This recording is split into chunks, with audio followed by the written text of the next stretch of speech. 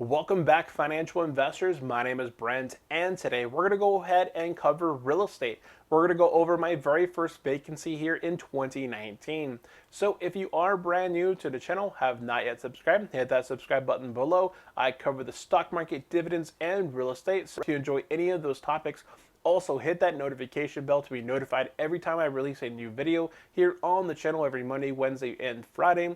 And if you do enjoy this video, find it helpful, hit the thumbs up. If you have any comments or questions, definitely drop it into the comment section below. If it's over the stock market, dividends, or real estate, drop it in there. I do read and reply to all your comments. And let's go ahead and get into the video. Now, this video, I wanted to go over my very first vacancy, but I also want to go ahead and cover some of the history of my real estate business. Now, in early 2018, I made a conscious decision that I wanted to go ahead and create and start doing something other than the stock market. I've been in the stock market since back in 2004 when I started my thrift savings plan and then kind of went from there.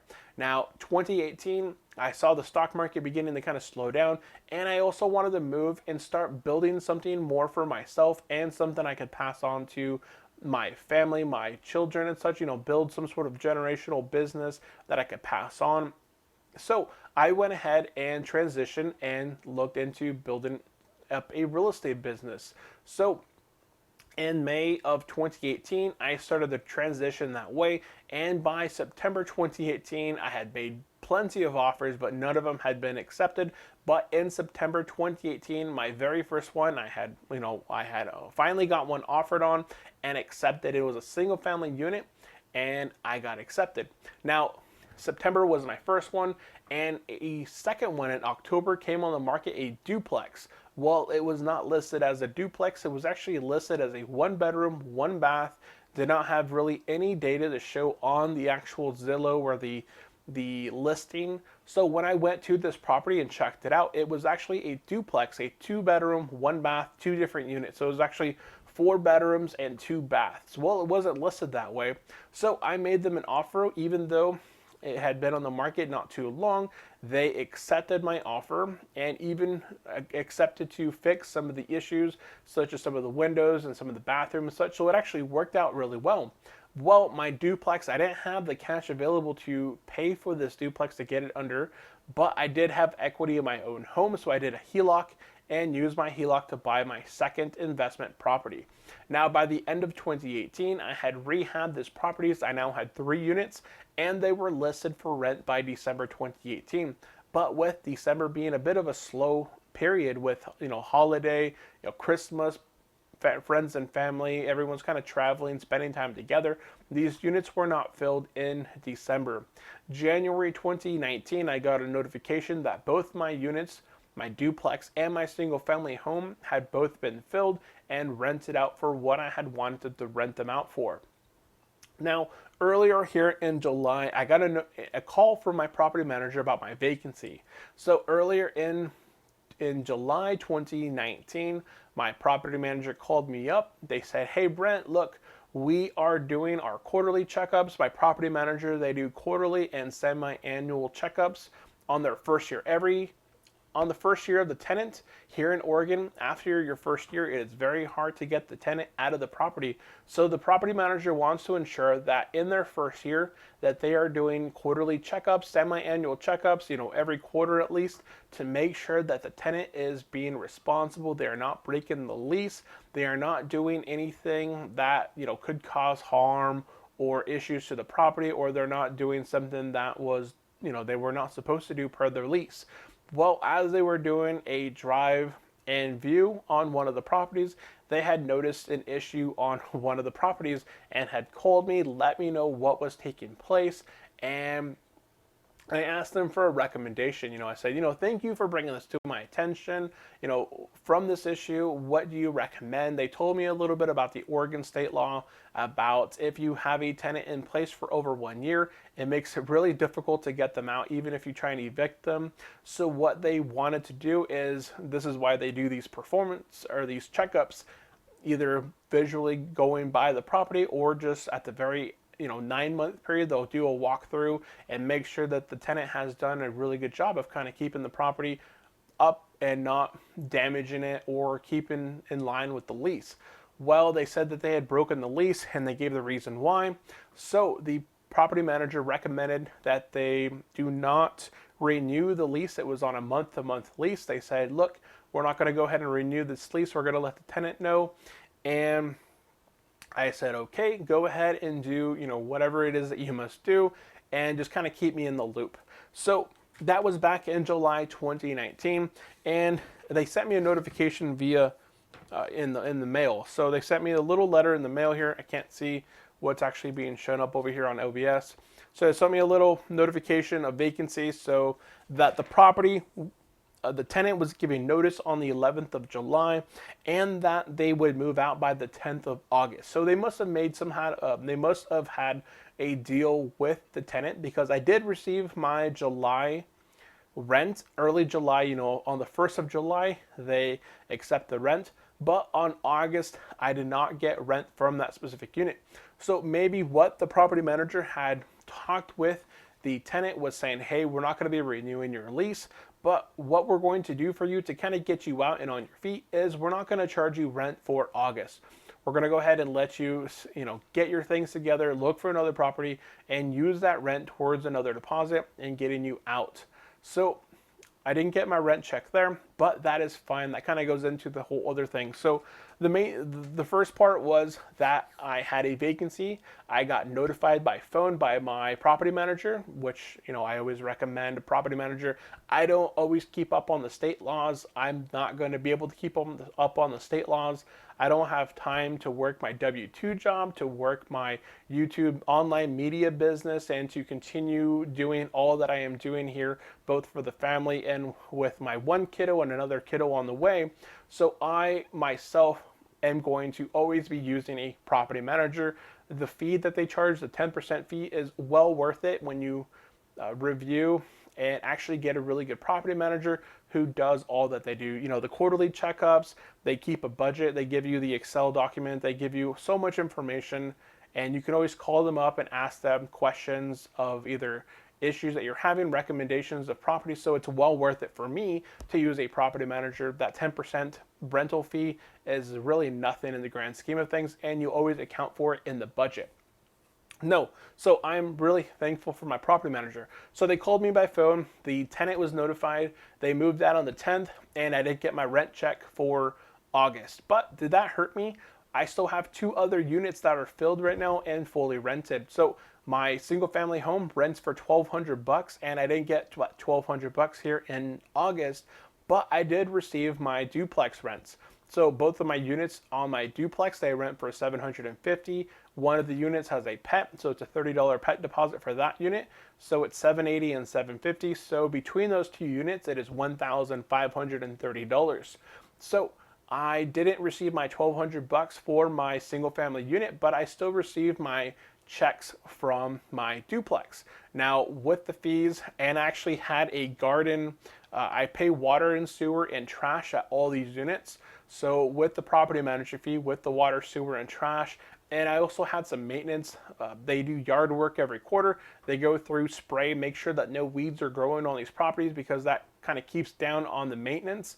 And so I still had over $1,000 of income, or gross income, coming in from that rent. So that $1,000 was able to cover my mortgages. Now my single family unit has a mortgage of about $524, and my duplex has a mortgage actually less than my single family unit. I believe that mortgage is right around $512. So together these mortgages are just a little over $1,000, and these even though I had a vacancy with my single family home and I missed out on that $1,200 of gross income, I was still able to cover it if I needed to with my rental income, which kind of made me a little happier, kind of gave me a better feeling about this business for the long term. I'm in it now for 1 year. I have 3 units. I have an offer in right now. I'm kind of waiting back. It's a bank property, so they need, my realtor said 10 days for them to have it sit on the market before they can accept an offer. So I have one offer on one property right now. I'm looking to try and make an offer on another one, but a lot of my offers have not been accepted here recently. Everyone always tries to either outbid me or they have less contingencies in place. So maybe they don't have any inspections, or they close in 15 days. So I've made about 20, I believe 20 or 30 different offers here in 2019, and every single one of them has not been accepted, or they take another offer. So it's funky that way. I'm continuously making offers trying to get my goal for 2019, which is 2 properties here, but I'm not going to be over offering if it doesn't make sense within my budget and my spreadsheet. So kind of going back to the vacancies, they were, it went vacant, but the rental income from my duplexes was able to help offset the mortgages, and I didn't have any sort of over expenses. So I've received maybe a gross income check for, I believe, $1,500 minus the property management, minus the water, sewer, trash on all 3 of the units. And maybe in the yard fee, I still had that $1,200 left over. That went towards both of the mortgages, and even then, I still, I always set aside other costs for capital expenditures, maintenance, capital, or what is the other one? There's other expenditures that I set aside money for. But here in the month of August, it just didn't happen. It got all eaten up, but that's still fine. Over the course of 2019, my real estate business has grossed over $14,000 between the 3 units. Now, yes, that's gross income, and every unit in itself, generally after expenses, has a net cash flow of around $200. So if we multiply 200 by 3, that's $600 on average of cash flow per month over, we're in eight months right now, so 6 by 8 is $4,800 of that 13 or $14,000 has been pure net income. So that has been a nice thing there. Now, kind of going forward, do I feel better about real estate knowing that the more properties that you have, the more of a buffer that you build, because you do build up net income, you build a larger portfolio, that if you do happen to have one vacancy come up in your properties, the more properties that you have are able to kind of dampen that blow. So I missed out on $1,200 of rent, but because my other units here, they're kind of dampen that blow in the mortgage and some of the other, they were able to kind of cover some of the other fees and expenses associated with the other single family unit. Now, as I continue to build out my portfolio, hopefully by the end of 2019, I'm able to get 2 more properties or 2 more doors, or, however much I'm able to acquire. That will help continuously building up not only my net worth, but also building up my sustainability, my buffer within my business. So the more properties that I have, I don't overload them. I always do a 70-30, so I put 30% equity and I take a loan for 70%. And I always make sure that my properties will always cover my water, my sewer, my trash, my capital expenditures, my property manager, my any sort of fees. I believe there's a bunch of fees that I specifically set out using the Bigger Pockets calculator. Or I have an actual Excel sheet that I use now that I don't have the Bigger Pockets Pro, but still I always make sure that I take out every single thing I can and give myself quite a bit of room just so that I have these buffers. And as I continue to do that into the future, I can see that this real estate business is very sustainable. And even if I do happen to have these vacancies, where this property that I have, the single family home, it went vacant on the 10th of August, that was a Saturday. I saw it relisted back on the market last week. So it's already taking applications. I saw it listed, I believe, right around the 21st of August. So it had a very quick turnaround. The property manager probably went in there very quickly, painted, did what they needed to do, and they already have it listed for rent back at $1,200. It should get filled out here very soon, and I'll start receiving my rental income going forward for that one. So I took a hit here very short term, where my other rental properties will have to cover that property, but that is fine. And I feel much more comfortable acquiring more properties and growing a larger buffer. So that is basically all I wanted to cover in today's video. I kind of want to go over my very first vacancy, why it wasn't as big as it's not as big as it may seem. Once you start building your portfolio up, say you only have one unit, yes, that one unit going vacant and you have $1,000 or $500 or $1,000 mortgage and other expenses to cover on that property, yes, it may hit you that first month or so that it's vacant. But if you have other properties that is able to help dampen that blow, it'll definitely help and definitely continue to build your portfolio up so that these vacancies, if they do take place in the future, you don't want them to happen. But sometimes if there's situations that take place where your property manager does not need to renew the tenant lease, or maybe you don't want to renew your tenant lease for some issue, then you won't be cutting into your net income. So that is it for today's video. If you guys did enjoy this video, hit the thumbs up. I haven't discussed a whole lot of real estate on this channel. I would really like to cover more topics of real estate, how to get invested in real estate as a beginner. Myself, I've only been in it for a past year, so I'm not an expert in the whole business of it all. I'm just kind of learning as I go. I watch a lot of Graham Stephan and Meet Kevin, so those in Bigger Pockets. So those are my three big channels that I like to consume a lot of data from, and I also read a ton of books. So that is it for today's video. If you guys have not yet subscribed to the channel, definitely subscribe to the channel. Red button below, I cover the stock market, dividends, and real estate. If you have any questions about the stock market, dividends, or real estate, drop it into the comment section below. I do read and apply to all your comments, and thank you all for watching this video. I will see you next time. Have a great day. Bye.